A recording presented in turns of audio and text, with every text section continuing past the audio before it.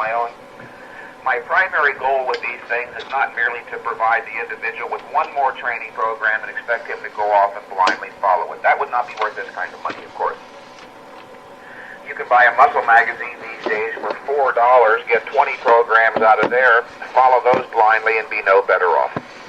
I will provide you with a detailed outline of a training program, yes, in about 30 to 40 minutes. But now, more important, beyond that, my primary objective here is to help you develop a firm understanding of some basic facts and truly valid scientific principles of exercise and nutrition so that you can learn to think more clearly, more logically about those subjects for yourself, guide your own efforts more successfully, of course, with a greater degree of confidence and certainty about what you're doing, and that's a real important issue with me, by the way.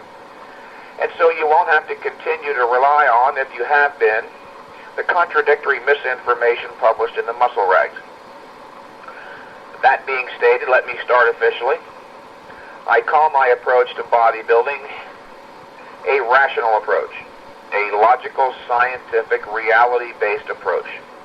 The basis of a rational approach to bodybuilding and life in general, in fact, is the recognition that only the specific, appropriate knowledge can lead one to engage in the purposeful action required to successfully achieve a goal. Keep in mind that muscle magazines are not sacred scripture. They're not even science journals. They're muscle magazines. And what I'm going to present to you today is the specific, appropriate knowledge necessary for you to achieve your goal.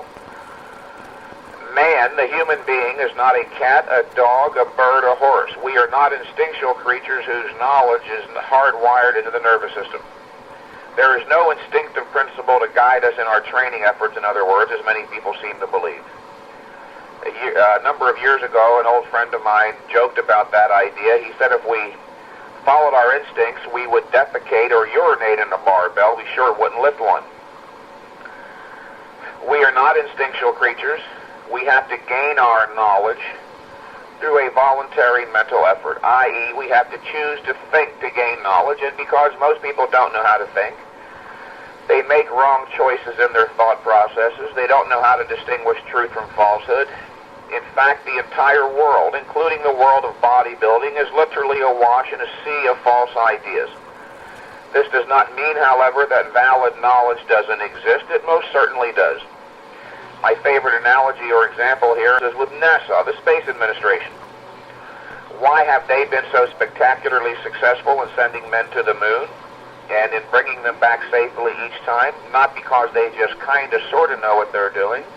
They have a firm intellectual grasp and understanding of the one and only possible valid theory of space travel. They have the specific appropriate knowledge necessary, and as a result, they've succeeded with each one of their man-moon missions. I tell my clients, and I'm telling you here today, you should view each one of your workouts literally as a sort of mission. And like NASA with theirs, you should fully expect to succeed with each one. Imagine we're down there in Houston at headquarters control NASA before a manned moon launch, and the director is sitting there wringing his hands, crying out, "Oh, gee, I hope we make it this time." Of course they don't. They are supremely confident. They have little doubt that they're going to succeed because they have the specific, appropriate knowledge. Theirs is a rational approach based on an understanding of logic and science and all the things that help make Western civilization possible. I emphasize this part because many bodybuilders find it impossible to believe or difficult to believe that they're going to succeed with each and every one of their workouts. So I take the time and point out, now look, if NASA can succeed with every one of their man-moon missions, let's face it, an enormously complex goal requiring abstract theoretical knowledge from physics, electronics, astronomy, engineering, mathematics, you mean to tell me we can't succeed with each one of our missions to the gym here on Earth? And they present it in that kind of a scientific context. They see my point. Central to this rational or enlightened approach to bodybuilding is an understanding, in fact, that there is a relationship between science and human progress. Why is life today in the 1990s so much better in so many ways than it was 50, 100, or 500 years ago? Largely because of the advances of science. The purpose of science is to identify the facts of reality. From those facts derive a theory whose principles serve as a guide for successful human action. When you're doing this thing properly, once you understand the theory of high-intensity training and learn to implement the principles properly, you'll see progress, not unpredictably in tiny dribbles every now and then, but every workout.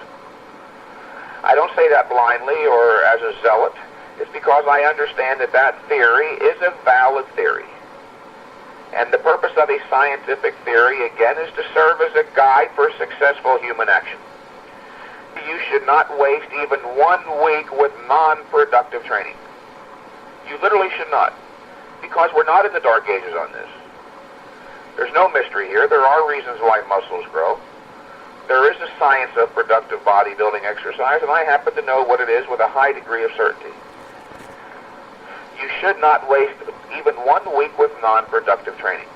In order for you to know that you're not wasting your time, in order for you to know that your workouts are successful, you will need, of course, a reliable or rational standard to gauge or evaluate each and every one of your workout efforts. Most bodybuilders use the wrong standard for evaluating their workout-to-workout progress. I emphasize workout-to-workout progress.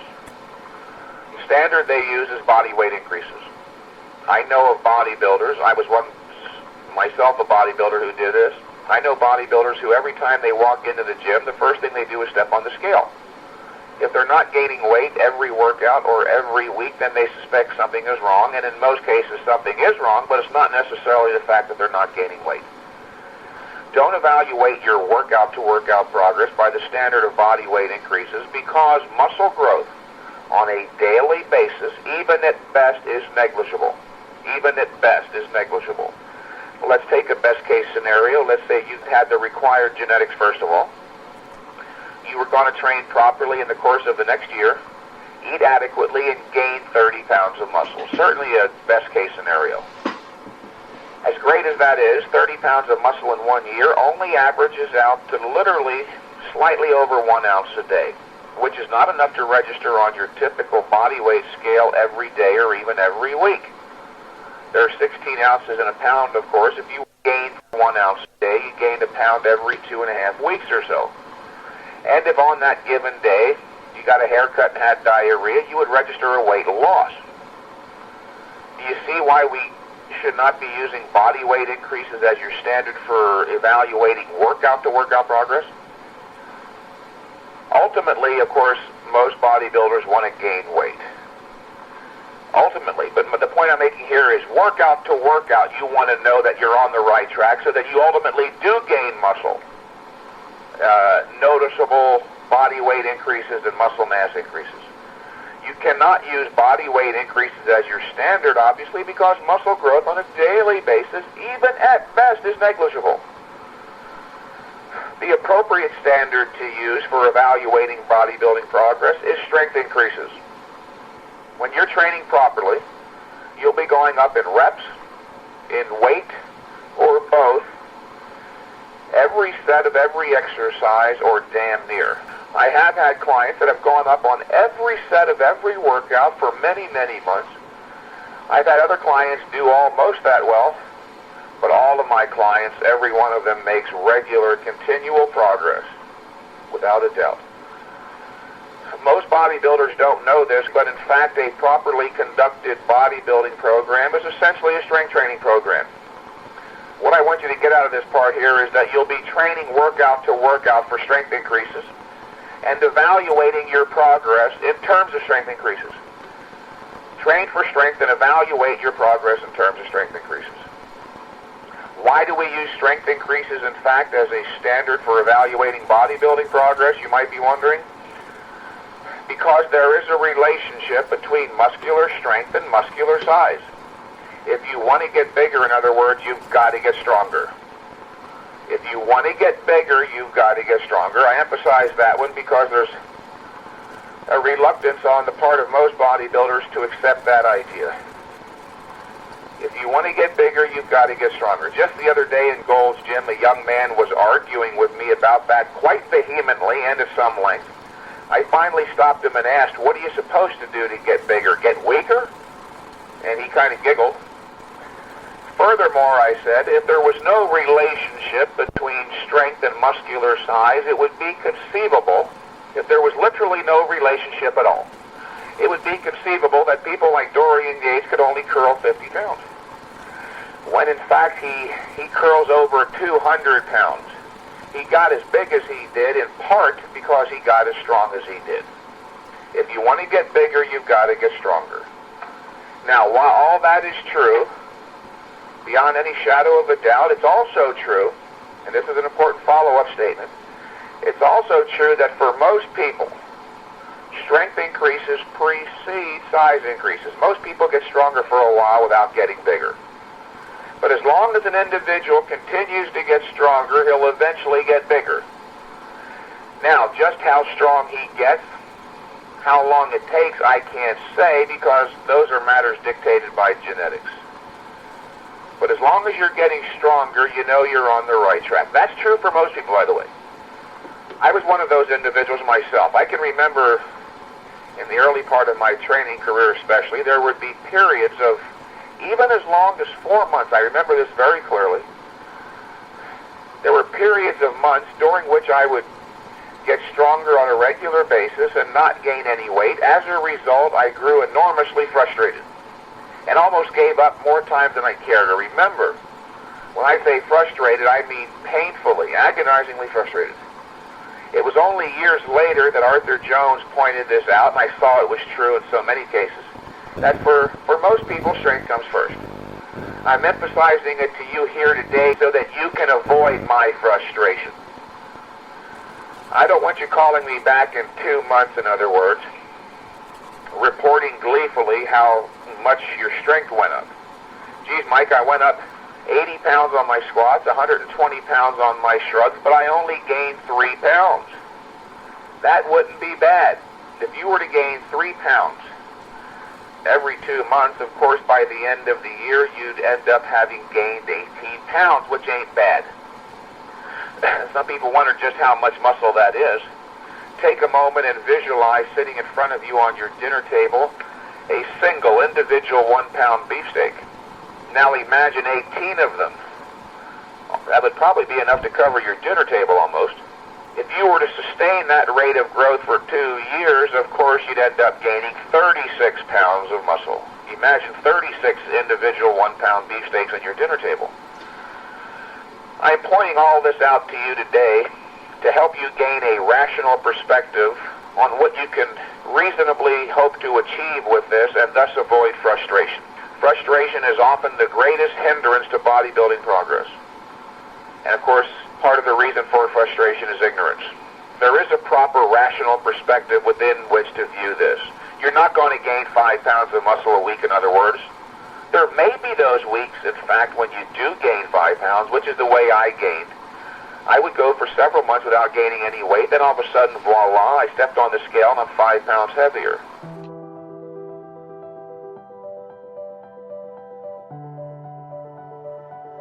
Let me now move into what I refer to as the more theoretical portion. Most bodybuilders make the grave mistake of approaching the subject of bodybuilding training with the idea that all training theories have some merit.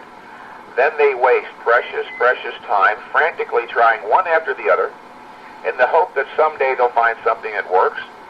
And because most bodybuilders use that approach, they fail to achieve their goals, and that's true. More bodybuilders fail to achieve their goals than succeed because of this irrational approach. They don't understand that there does exist specific appropriate knowledge in every field of endeavor to achieve a goal. Not understanding that, they accept blindly and uncritically all these different training theories, trying one after the other, again hoping that someday they'll find one that works. It could not possibly be true that all, or many, or even 2 training theories have equal merit. There is and can be only one valid scientific theory of anything like medicine, astronomy, physics, electronics, mathematics. Likewise, there is and can be only one valid theory of productive bodybuilding exercise, and I'm convinced that it's the theory of high-intensity training. However, I don't expect, nor do I want any of my clients necessarily to accept my conclusion based on my certainty, but I do like them to listen to the reasons why I'm certain, then arrive at their own conclusion. And that's what this next portion is going to be about in part. If you were going to set out from Orange County to New York by automobile, you're going to take a trip by car, you would consult a map. A map, interestingly enough, is a type of a theory. It's a theory about how to get from one place to another. If you were to start out from Orange County to New York without a map, of course, after a short period, you'd get lost. As a result of being lost, you would lose your motivation, then try to find your way back home. A bodybuilding theory, if it's a true, valid, correct theory, will serve you successfully as a map on your journey towards the development or acquisition of a more muscular physique. But you want to know, before you get started, that your map is a true map. You don't want to start out from Orange County and end up in Alaska, and then in Atlanta, Georgia. You want to go to New York without all the detours. You want to achieve your goal in the most productive, efficient manner imaginable. Before you could ever come to critically analyze these different theories out there, Weider has one, Cybergenics has one, John Carrillo has one, Brad Jeffries has one, I have one. You have to know what a theory is.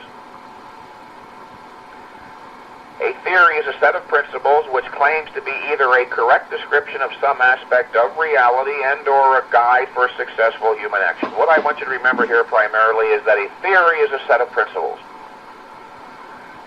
The theory of high-intensity training, like any other theory, has to have a beginning, a starting point, a first principle. In formulating a first principle of a bodybuilding theory, the first principle would be a primary, we have to answer the question, what is it we're seeking to achieve with this activity? And of course the answer obviously is grow muscle. What is it, in other words? What element, what factor, what feature pertaining to the workout itself is responsible for triggering the growth process in human beings? This is the primary because this is what we're seeking to achieve. Until you identify what the stimulus is, you can't determine how much of it and how often you need it. See my point? As far as I've been able to ascertain, there is no one else out there advocating a theory, neither Weider, nor Perillo, nor Cybergenics, nor anyone else who has even identified formally a first principle. Now remember, a theory is a set of principles. If you ain't got a first principle, man, then you ain't got a theory. As far as I've been able to determine, the only theory that exists, qua theory, in fact, is the theory of high-intensity training. It is a set of non-contradictory abstract principles which serves as a correct description of some aspect of reality.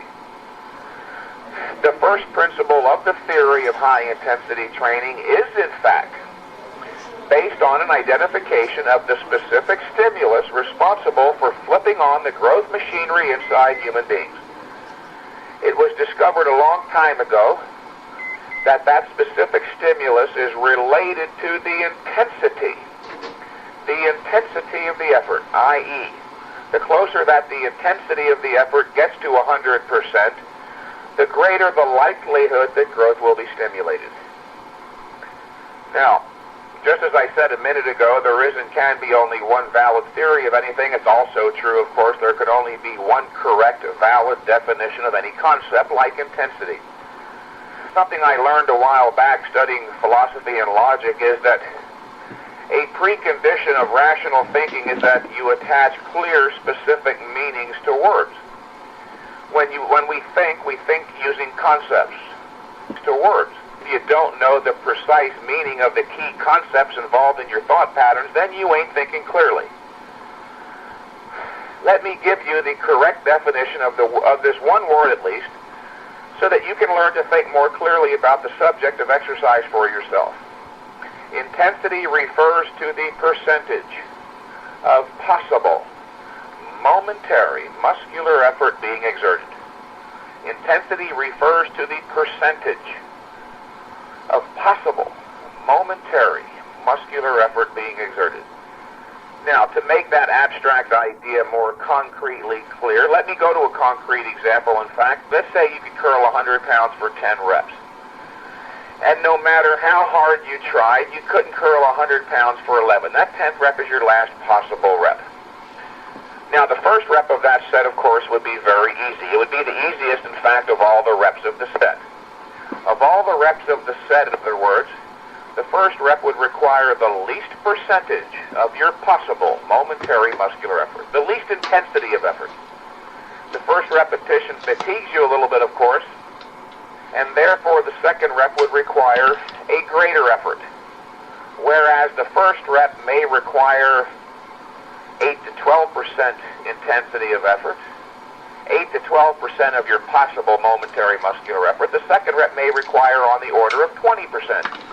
The third rep fatigues you, or the second rep fatigues you even more, and the third rep will be experienced by you as harder still. And so it goes with each successive rep of the set. Each one is harder than the last. Each one requires a higher percentage of your possible momentary muscular effort than did the preceding, until finally we get to that last rep, the 10th one, where you're trying as hard as you can. That last rep is very special in that it's the only rep of the set that requires 100% intensity of effort, 100% of your possible momentary muscular ability. Now let me ask you a question. Which rep do you think would be more productive in terms of stimulating growth? The last rep, which is the hardest, or the first rep, which is the easiest? The last. If it was the first rep, then why do the last 9? Don't you think it stands to reason that the last rep would also be better than the second and the third? That last rep is, in fact, the stimulus, the trigger that sets the growth process into motion. Not the first rep, that's too easy. Bodybuilding is about effort. That's why we have adjustable barbell, so we can adjust the effort required and build strength and size. That last rep is very special. It's the only rep that requires 100% intensity of effort. Obviously, the last rep would be better than the first rep and also every other rep. So if you don't do that last rep, do you see where you're shortchanging yourself? That repetition, once again, is the only one that requires 100% intensity of effort. Now you see where the theory gets its name. That last rep is literally a trigger. There is something that goes on physiologically during that last rep which is responsible for flipping on the growth machinery inside the muscle cell. If you don't do that last rep, then you don't achieve maximum growth stimulation. And by the way, you can't make up for not doing it by doing several more haphazard sets. Either you trigger the growth process into motion, or you don't. It's that last rep, that's the trigger. If you don't do it, you can't make up for it by doing 3 or 4 or 20 more sets like that. Let me now give you quickly a formal statement of the first principle in case you want to study this later and think about it more for yourself.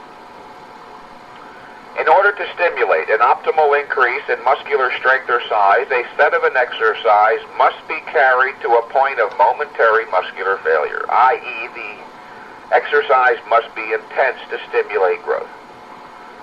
Now that you have that first principle, a question logically arises here. Okay, Mike Mentzer, you might be thinking to yourself, you did that pretty good, but going through that set and pointing out what intensity is in terms of percentage of effort, that last rep obviously would be the most productive. Now I want to know, Mike Mentzer, now that I have this first principle, I want to know exactly how many of those sets I should do for best results, and that is the correct question to ask here. Understand that science itself is an exact and exacting discipline. A proper science of bodybuilding, therefore, should tell you exactly how many sets to do. The Muscle Magazine people, of course, continue to advocate everybody do 12 to 20. That's not very exact. Is it 12 or is it 20? And if it's 12, who in the hell wants to do 20? And if more is really better, as they imply, then why not do 200 sets? Why stop at 20? Where did they ever get the number 20 anyway? It's literally arbitrary. Remember, science is an exacting discipline. There's no room for the arbitrary in science. Let me give you an example here. Let's go back to my favorite people, NASA at headquarters control right before a manned moon launch. The director yells down to the end of the control module, "Hey Fred, why don't you try throwing a blue switch this time instead of a red one? Let's see what happens." Not very likely they would succeed with their manned moon missions. Perhaps a more apt analogy here would be with medical science. If you were going to go into surgery tomorrow, very much want your anesthesiologist to give you the precise amount of anesthesia required. Any more than that, you could grow toxic and die. Take that same principle from medical science and apply it to exercise science. In both cases, we're dealing with a science, and in both cases, we're dealing with the human body. In the first case, the anesthesiologist is looking to infuse, the word is infuse, the human body with the precise amount of anesthesia required. In the second case, exercise science, we're looking to not infuse, but impose upon the body the requisite training stimulus and the proper, precise amount of exercise required. Even one set more than is required is overtraining. One of my favorite analogies here is within getting a suntan. You'll get a suntan every time you go out into the intense August sun, so long as you don't overexpose yourself. What happens when you expose your skin to even 1 minute more high-intensity ultraviolet sunlight in August than is required to get a suntan? You burn. That's all it takes. 1 extra minute. 1 minute in the sunlight, which is required minimally to get a suntan. You go into the negative, a sunburn. 1 set more even 1 set more than is minimally required to build up your muscles. You go into the negative, you lose muscle. Instead of overcompensating the body building something up, in the first case a suntan, melanin, the second case muscle tissue, the body goes into the negative towards decompensation. It loses skin, the skin burns, or in the second case you get weaker and smaller. Overtraining is not just something kind of negative. It's the single worst training mistake you can make. It is that precisely which militates against your achieving the desired result. And of course, the greater the overtraining, the more dire the consequences. It's possible to drive yourself into an overtraining situation so deep that it takes months to overcome. If you were to, in fact, get a sunburn, you wouldn't keep going out into the sun, would you? Because the sunburn would keep getting worse, would it not? Now, we don't have quite clear an alarm signal when we're overtraining in bodybuilding. I know of people who overtrain every day for months. They know nothing about this stuff. What they do amounts, in essence, to running to the newsstands each month, grabbing up a bundle of muscle magazines, running home, riffling through the pages at random, grabbing a program, let's say it's Gary Stridham's. Then they go into the gym and slavishly adhere to it for months and even years, during which time, of course, they make no progress, or very, very, very little, end up concluding, erroneously in many cases, that they have terrible genetics, they're hard gainers or no gainers, and they give up training entirely or continue going to the gym merely as a social function, a social ritual. In many of these cases, the individuals have great genetics. The point I'm making here is that without the proper methodology, you could literally have Mr. Olympia genetics and not know it. If a surgeon doesn't master the principles of surgery, he's not going to be as successful a surgeon as the guy who got all A's and was very disciplined and mastered the principles of surgery. What we need here is the specific, appropriate knowledge to achieve our goals. That man needs a method of cognition. Just as there are principles that guide us in training, there are principles that should guide us in our thinking. In fact, we wouldn't have any principles at all if it wasn't for Aristotle. He discovered the principles of thinking, those laws of logic. I made the point along the way a couple of times that if you think I'm sounding too professorial, people, or too intellectual, then you've got my best wishes, because this is what human life is about. Knowledge, learning how to think and use it. What we're looking for here is the precise, the least amount of exercise required. The logical place to start, even if you're skeptical, is with the least amount possible. The logical place to start is not with an arbitrary number like 20, but with the least amount possible. In other words, if one set doesn't work, you can't go any lower to find the least amount necessary. You can't do 0 sets and have a workout. If one set doesn't work, you could always go to 2. But I can save you the time and the headache. I've already worked it out. I've trained over 400 people, closer to 500 people now over the last 4.5 years. 1 set per exercise and never more than 2 sets per muscle is all that's needed. That's just the way it is. And if you're incredulous, you're skeptical, the reason for that is that you still have operative in your subconscious the childlike logic that more is better. In some cases, of course, that's true. More money is better than less. You can't take that principle and blindly apply it to exercise and expect to get anything out of it. 1 set per exercise, never more than 2 sets per muscle. Even if you're skeptical, that's the logical place to start. If you start out with 20 sets and that doesn't work, you're lost. Where do you go? Up to 21 or down to 19? If 1 set doesn't work, you can only go in the upward direction, and very methodically. You wouldn't go from 1 set to 15. We're looking for precision, the specific appropriate knowledge necessary. Okay, let me now give you quickly a formal statement of the second principle. In order to be productive, intense exercise must be brief. In order to be productive, intense exercise must be brief. Now that you've got the first 2 principles, another question comes up. Okay, Mike Mentzer, you did that one pretty good too. Hearing this in a broader context, I see what you're doing here in developing this theory. You're identifying the stimulus, and then you're finding out how much of it we need. Just like with anesthesia medical science, they had to do a lot of research to come up with the chemical compounds that would be effective as anesthesia. Then they had to discover the proper dose levels. They used animals to do it. We're not quite as formally disciplined here in bodybuilding. We don't have universities. In fact, the university exercise physiology departments, from what I'm able to gather, are garbage. They're still teaching everybody to do 3 sets of 10 reps, which is ridiculous. Where'd the number 3 come from? It's arbitrary again. There's 3 stooges. There's the Father, the Son, the Holy Ghost. There's 3 square meals a day. Some people even believe in triangle or pyramid power.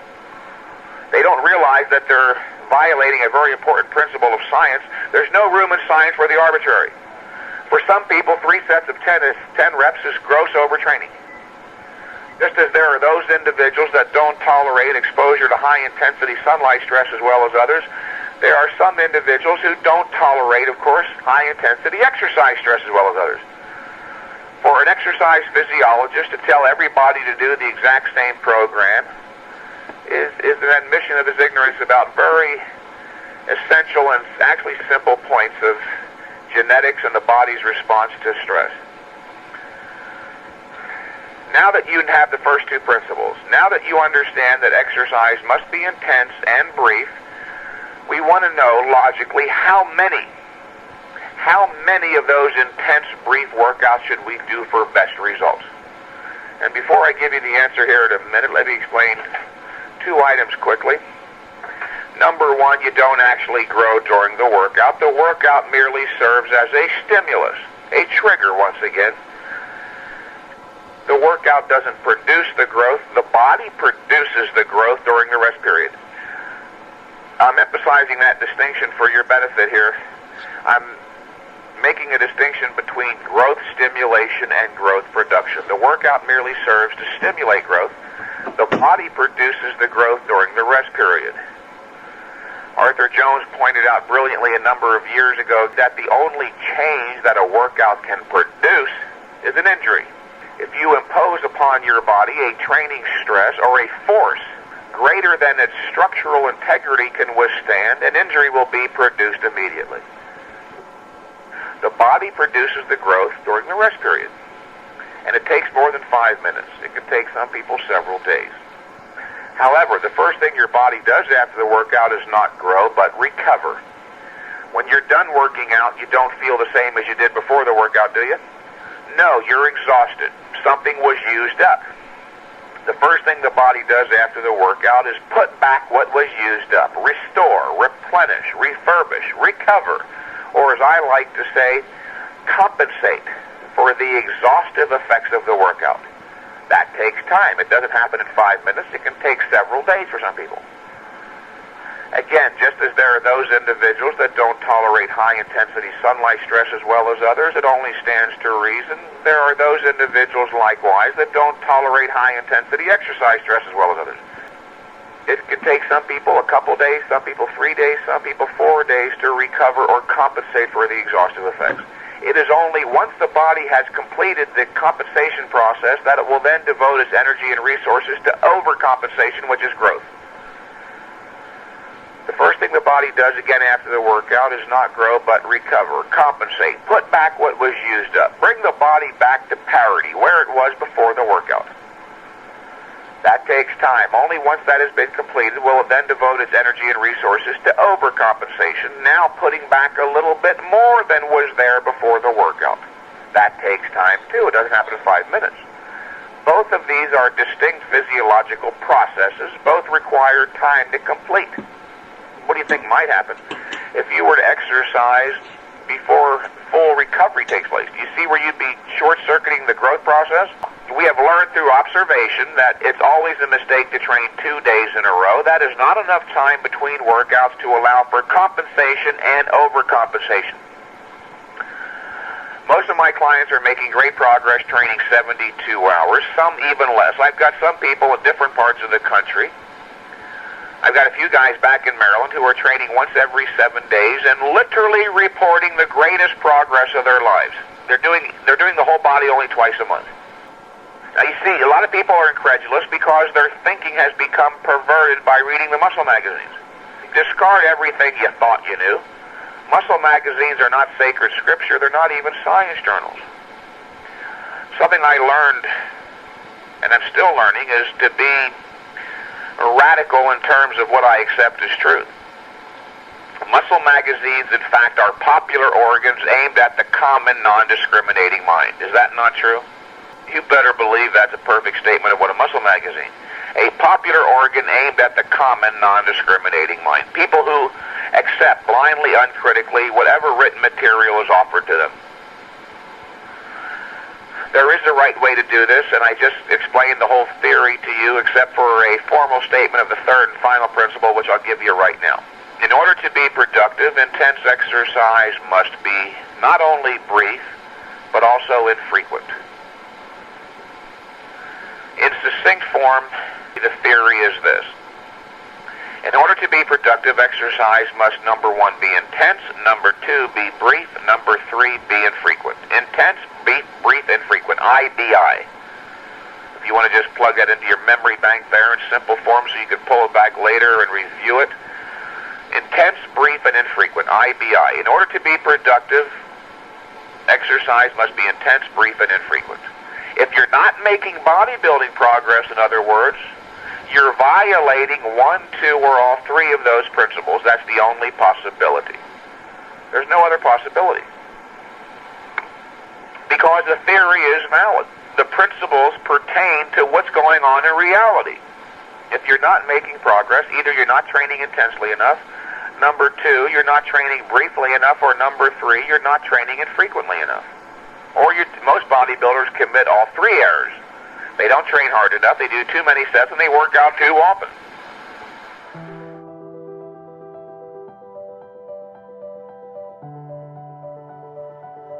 Now, let me give you a training program. You're going to train every 72 hours. You find that impossible, or you're so addicted to the gym, then don't train any more frequently than every 48 hours. Every third day. You would start on a Monday. Take Tuesday and Wednesday off, train Thursday. Take Friday and Saturday off, train Sunday. The next week you would not work out on Monday, by the way. You would take Monday and Tuesday off, train Wednesday, every 72 hours. Now, on Monday you're going to work your chest first. For your chest, you start out with a set of flat bench dumbbell flies or pec deck. You have an option there. Followed immediately by a set of close grip inclines, preferably on some kind of a guided mechanism like a Smith machine. When I say close, I mean slightly closer than shoulder width. What should be wide are not your hands, but your elbows. Your elbows should be flared back away from your torso towards your ears. Take your arm and place them out in front of you as in a wide grip bench press position. Now, without moving them, try to flex your pecs. Now, move your arms towards a close grip position, and without moving them, try to flex your pecs. Where do you get a better contraction? Closer. Also, with a guided mechanism, none of your effort or focus is diverted into coordinating and balancing the weight. All of your effort goes into moving the resistance and achieving a high-intensity contraction. In a more technical, deeper scientific sense, high-intensity training is really about high-intensity muscular contractions, i.e., the harder, the more intensely that a muscle is made to contract, the greater the growth stimulation. After that chest workout, you can take a brief rest, move on, and do your back. You start out with a set of close grip, palms up, pull downs, followed by a brief rest. There is no superset here. There's no superset unless I specify. Take a brief rest after the close grip, palms up, pull downs. Do a set of either bent over barbell rows. If that bothers your lower back, then use some kind of a seated machine row or one-arm dumbbell rows. Followed by a brief rest and a set of shrugs, preferably on one of those universal type bench press machines where you can stand in the middle of the two handles. If you don't have one of those, use dumbbells. If you don't have heavy enough dumbbells, use a barbell. That's your first day's workout. Only 5 sets total. Is that enough, you might be wondering? Well, you won't know until the next time you do that workout. How do we evaluate progress? In terms of strength increases. You will be stronger on your next workout, I can almost guarantee you with 100% certainty. You take Tuesday and Wednesday off, and on Thursday you do your shoulders and arms. For your shoulders, you do a set of dumbbell laterals or Nautilus shoulder laterals, which is the best by far without a doubt. If you don't have the Nautilus shoulder lateral, you're probably best off using dumbbells. The Nautilus shoulder lateral is very good. But like any other tool, if you don't use it properly, you won't get full benefit. You've got to be very careful there and make sure that you set the seat at the right height. You set your seat on that Nautilus shoulder lateral machine so that when you look over either your left or right shoulder, you see that the center of your shoulder is in line with the center of the Nautilus cam, which will be designated by a red dot or a raised portion on the plastic. And keep your elbows as far back as you can. Write that down in large. Keep the elbows pulled back, way back. After you do your laterals, you take a brief rest to move on to do your rear delts. For your rear delts, I would suggest if you have one available, you use the pec deck in reverse. Work your rear delts on the pec deck sitting in there backwards.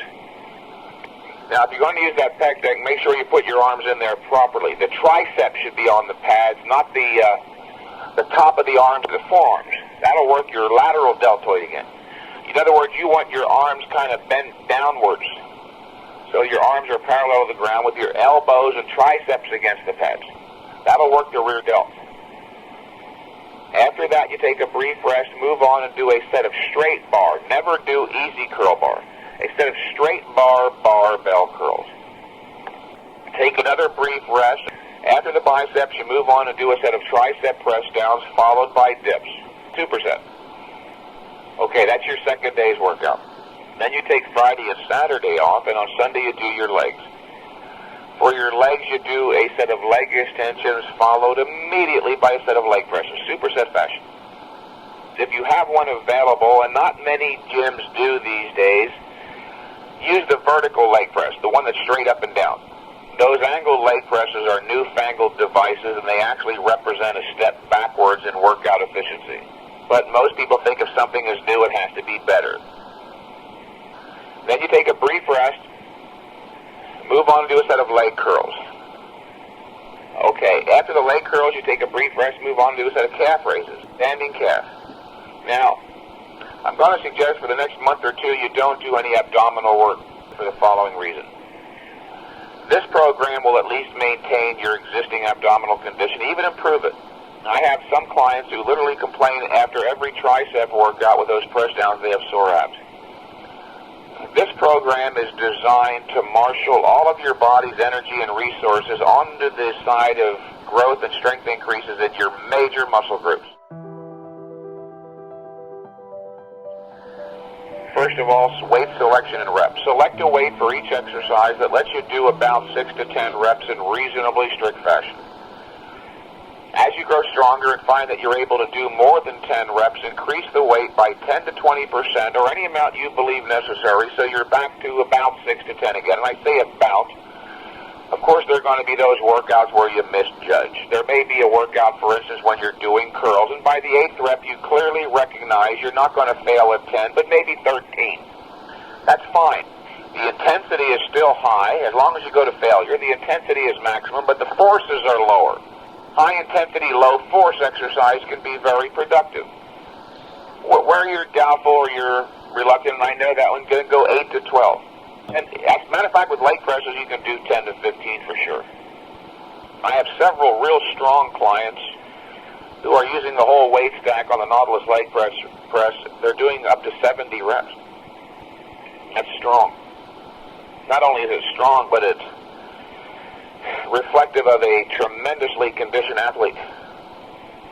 I've had a couple of 3 guys do as many as 30 reps on the Nautilus leg extension with the whole stack, then with almost no rest, do the leg press with 510 pounds, which is quite heavy, different kind of a weight stack, for 70 reps. Now perform all of your reps in reasonably strict fashion. Reasonably strict fashion.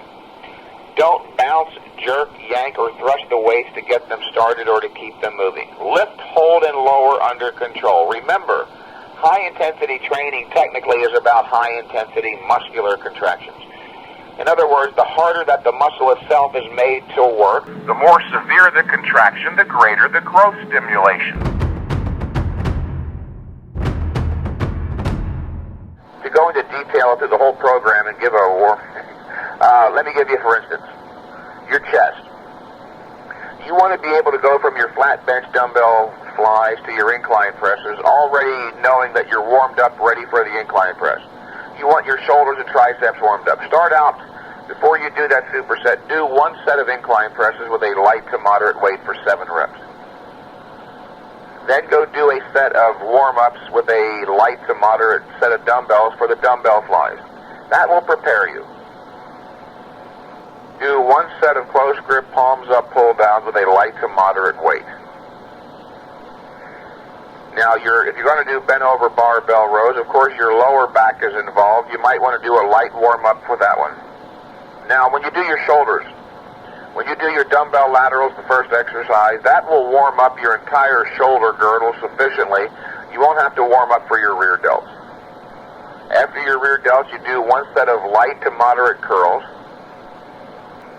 And you won't have to warm up for your triceps because your triceps will be warmed up sufficiently from your shoulder work.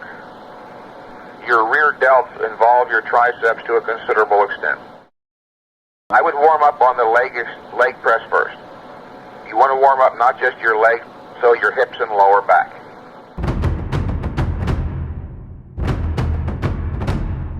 When I first started training people several years ago, I had them all doing forced reps and negatives every set of every workout, and almost nobody was gaining satisfactorily.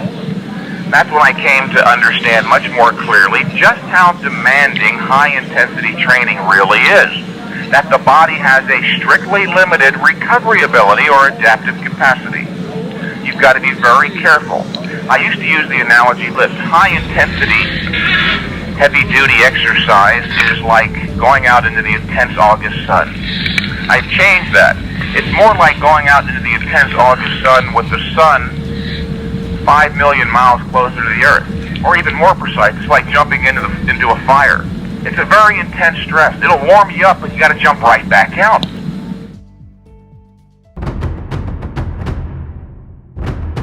Yeah, now I want you to keep a progress chart. This is very important. Remember, when you're doing this thing right, you'll be getting stronger, if not every set of every exercise, every workout, then damn near. You got to keep an accurate progress chart so that you can monitor your progress and know that you're training properly. In other words, I can't guarantee you 100% that this given training protocol is exactly what you need in terms of volume and frequency. Only if there was a God could he look inside your DNA and say, you've got to train once every 59 and a half hours. Any more, any less will compromise your progress. We do know that the theory is universally valid. Every human being requires intense, brief, and infrequent training. What we don't know at the outset for everyone is just how brief or just how infrequent. Okay? Keep a progress chart.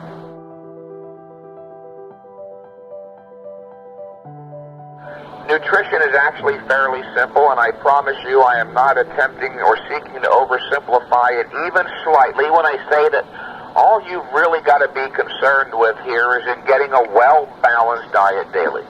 Just like you learned back in high school health class, and they weren't joking. Follow my reasoning here. A well-balanced diet, by definition, by valid definition, is one that provides your body with all the nutrients that it needs. Now, the important follow-up statement is the human body does not utilize nutrients beyond need. What happens, for instance, when you drink more water than you need? You pee it out. You don't have that same luxury with proteins, fats, and carbs because they contain calories. What happens when you drink or eat more calories than you need? You get fat. Now, here's the important follow-up question. What do you need calories and nutrients for? You need calories and nutrients to maintain your existing physical mass and to provide for growth. But remember, as I said at the outset, muscle growth on a daily basis, even at best, is negligible. In other words, you're not going to gain 5 pounds a week. If you were to gain 1 ounce of muscle a day, you'd actually be doing extraordinarily well.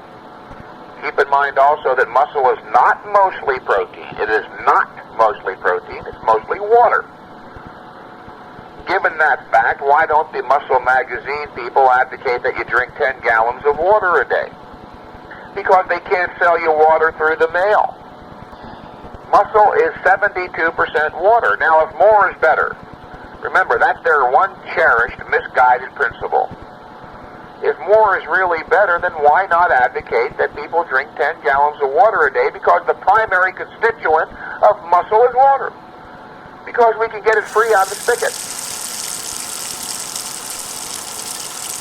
Interesting to note here is most bodybuilders are in fact grossly overnourished. Especially here in America, where the average American is overnourished. The average bodybuilder is literally grossly overnourished. And the average bodybuilder does not make much progress, if any. If an individual is overnourished or even adequately well-nourished and he's not making bodybuilding progress, then do you see that his problem ain't nutrition? If you're overnourished, by definition, you've covered all your nutritional bases. How could you have a problem?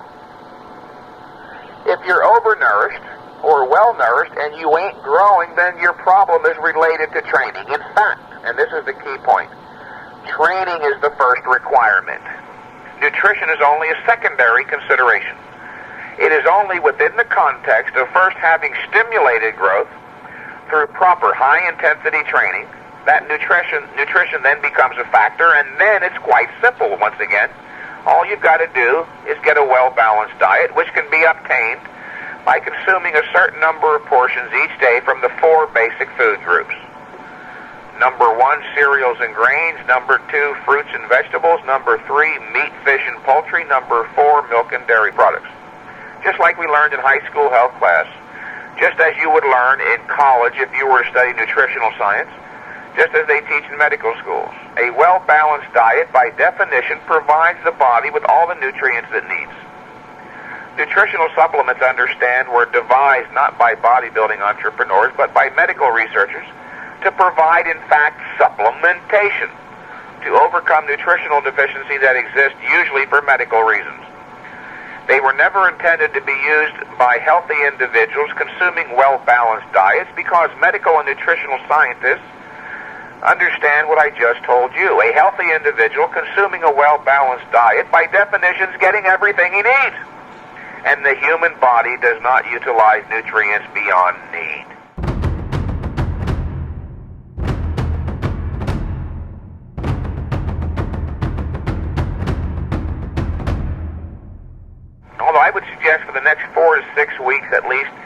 up your strength and muscle as much as you can. Don't try to gain any more fat, but don't worry about losing it. In other words, start an anabolic process going here. Build your system back up.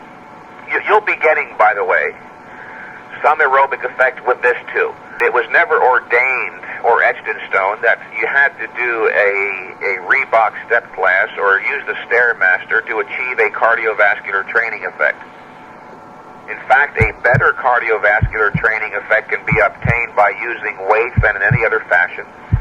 Because with weights, you're, in addition to exercising the chest muscle, the heart muscle is better exercised when various muscles are being worked as opposed to just one. The skeletal muscles act as peripheral pumps. You're better off exercising your heart pump or muscle by exercising all of the body's peripheral pumps or muscles. This program, I can guarantee you with a fair degree of certainty, is going to yield you immediate, significant, and even continuous progress. It's eventually going to slow down, however, for the following reason, and this is one of the most important points. Follow me closely here. As you grow stronger, as you continue to lift progressively heavier weights, the demands also grow progressively greater, until finally the demands reach a critical point. The weights are so heavy, given that training protocol, the demands constitute overtraining. When that happens, of course, you'll stop making progress. If you recognize that as you're getting stronger and lifting progressively heavier weights, the demands are getting greater, then a better bit of advice would be to recognize that all the way through each week. This week I'm getting stronger. I remember that. Mike Mentzer said the demands are getting greater. That only makes sense. Therefore, I should compensate for that by periodically inserting extra rest days, even training once every 4 days. That way you will forestall, possibly prevent entirely the onset of a plateau.